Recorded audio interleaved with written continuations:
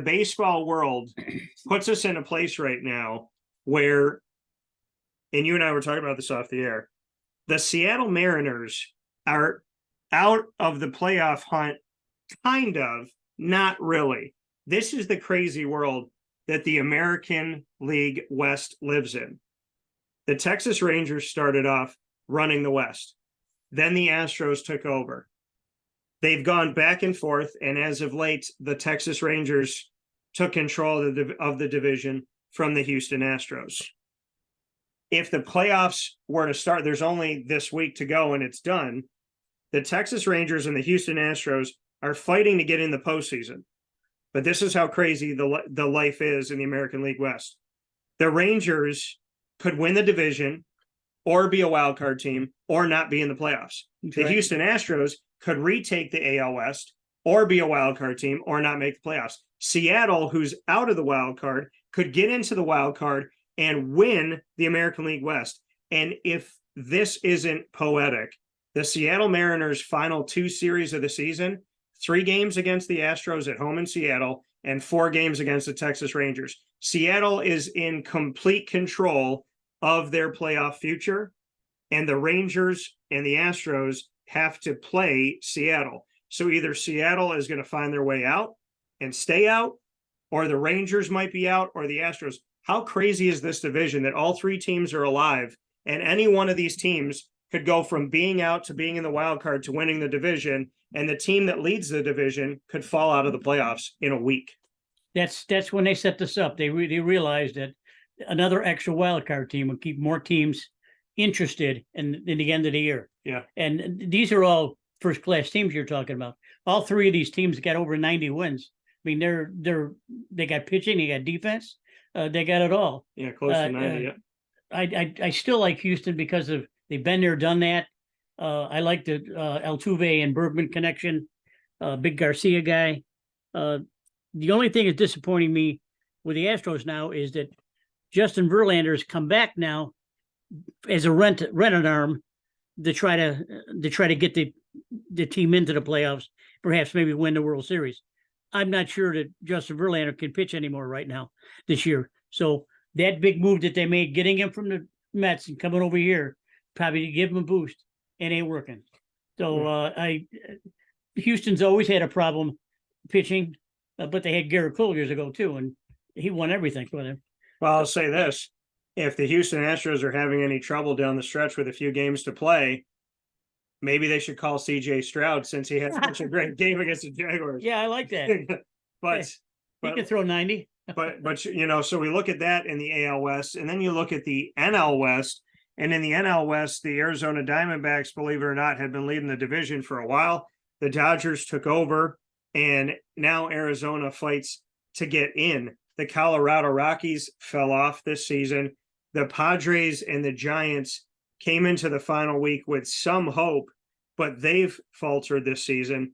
What are your thoughts on the NL West as far as how the Padres have not come through, the Giants have not come through, but the Diamondbacks have remained relevant for an entire season? I never thought that I would see the Diamondbacks in this position because I was really gung-ho over San Diego and the lineup they got and the pitching they got.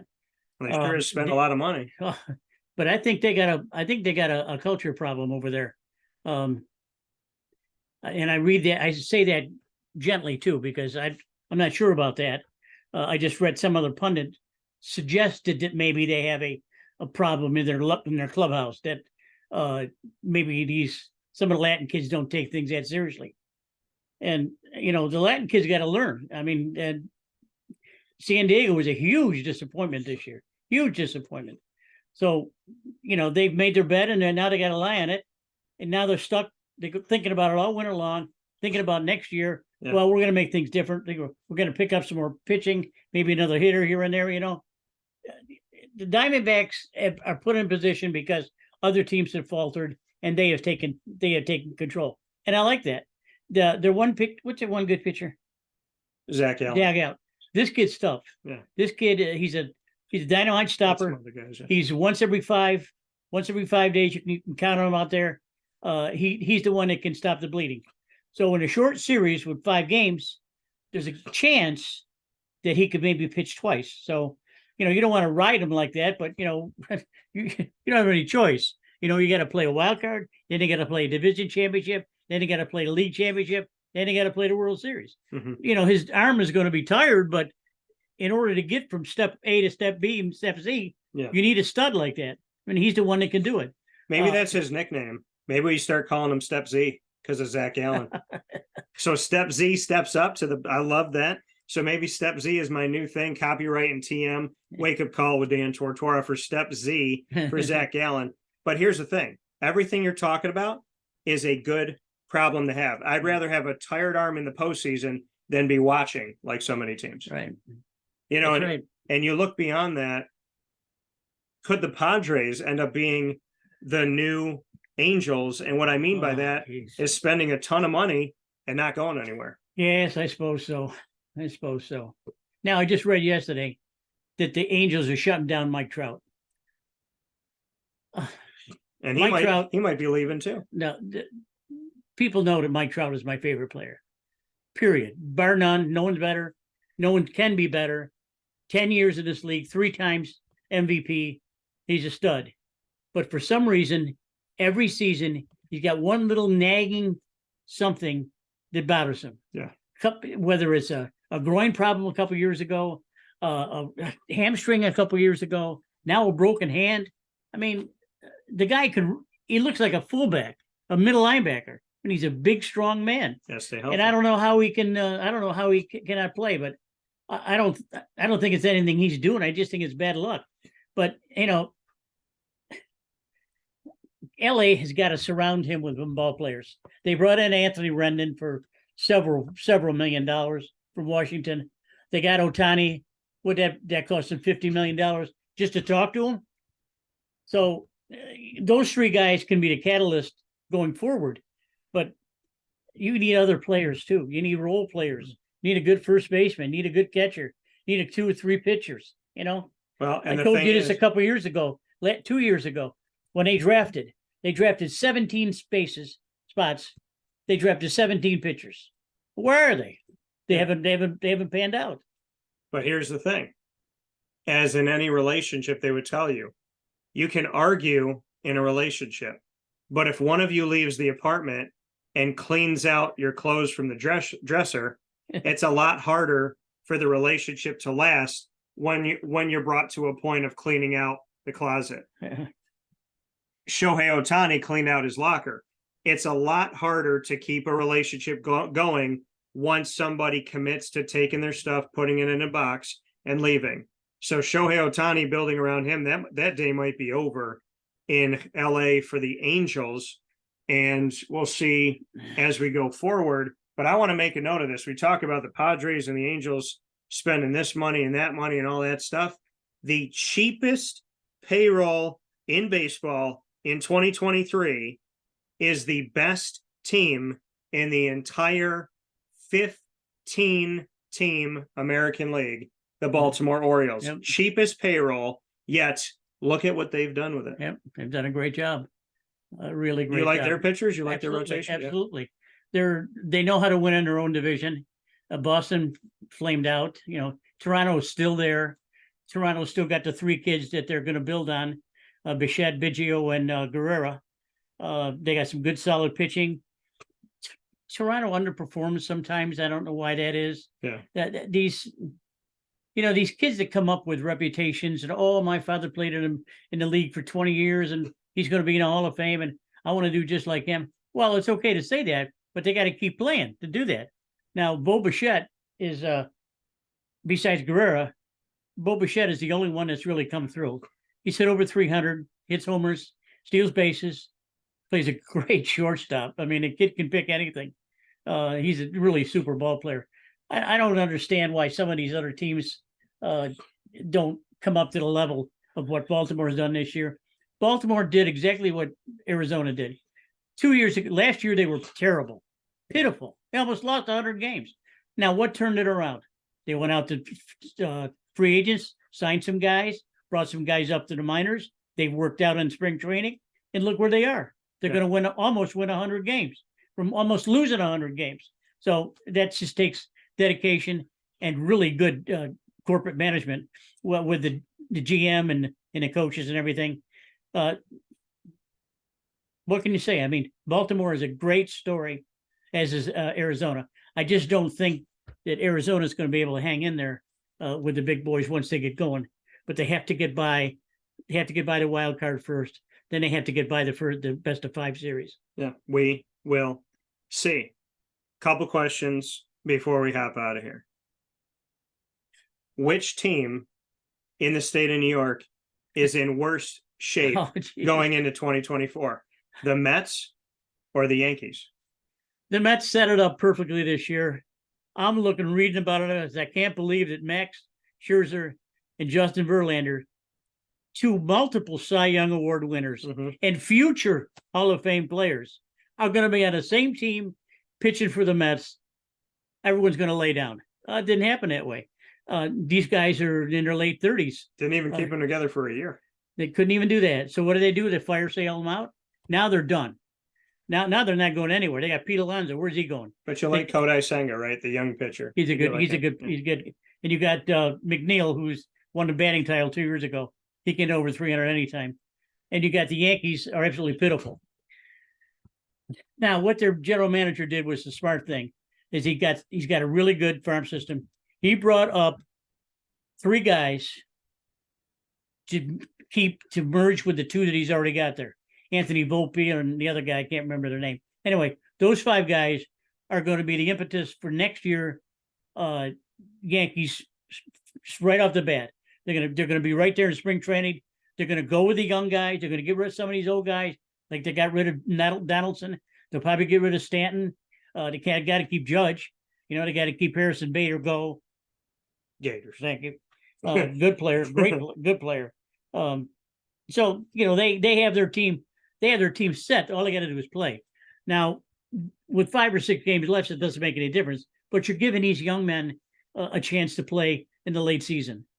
Yeah. So between the Yankees stating that they had over 40,000 people in the stands, which they didn't, and the Jaguars stating that they had 61,000, who do you think lied more? The Yankees on Monday against the Diamondbacks in the makeup game, or the Jaguars on Sunday against the Texans? Who is the bigger liar? Oh, it's got to be the Yankees. The Yankees are they're a rolling soap opera show, and you lost 6-4. Yeah, and the Diamondbacks, I could have picked up a half a game on the Cubs. You didn't need that one there. Not. You didn't need that one. But it's got to be the Yankees. There's a rolling soap opera over there. Aaron Judge seems like he's a nice young man. Yeah, he's well spoken. He's intelligent. He knows what he's doing. He knows how to play the game. Did you hear what happened though? Because of the postponed game that was supposed to be on Saturday, Diamondbacks against Yankees got moved to Monday of this week.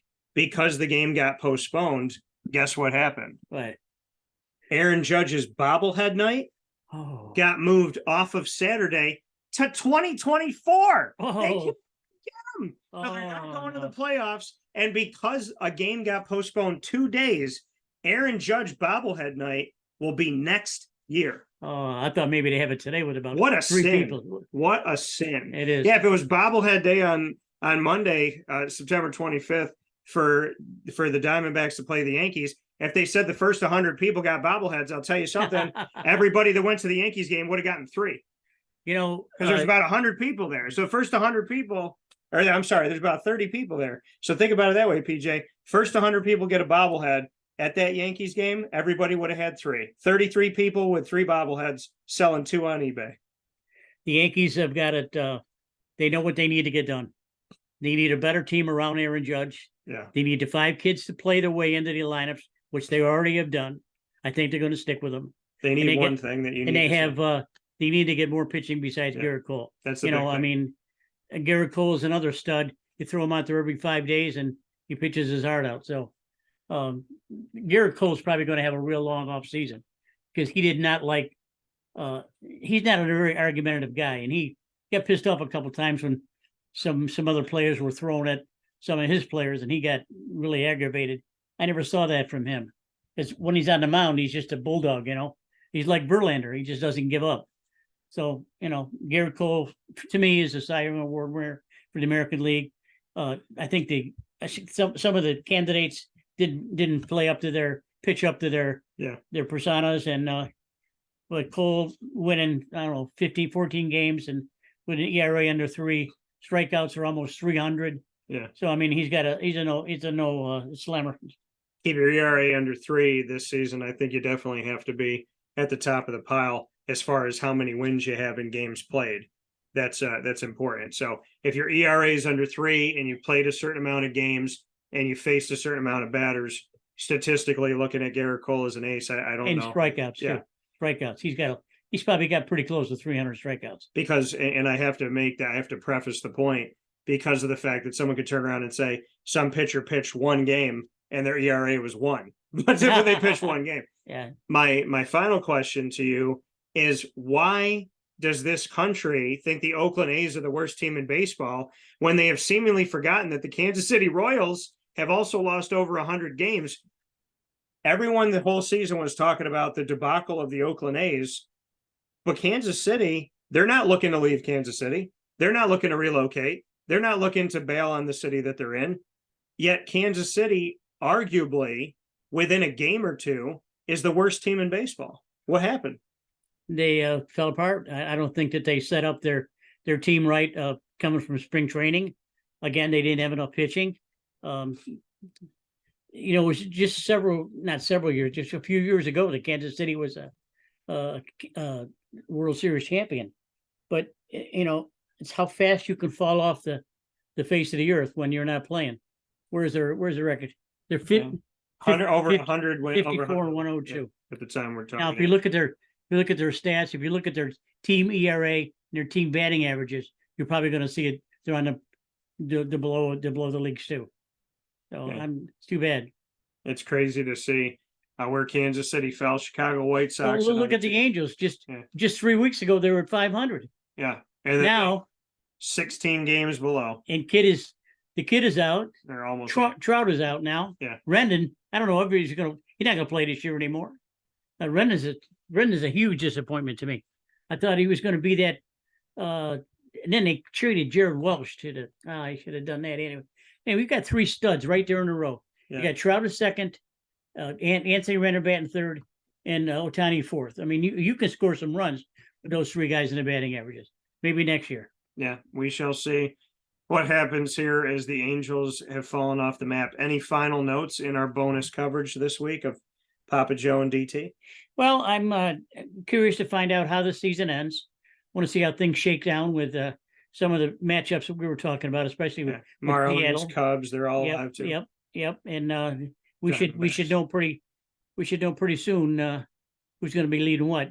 But there are some favorites for the World Series, and I don't think you can't have any conversation about the favorites this year without talking about the Atlanta Braves and the Los Angeles Dodgers. It's too bad they got to play each other because really, to me, one of those teams should be the World Series champion.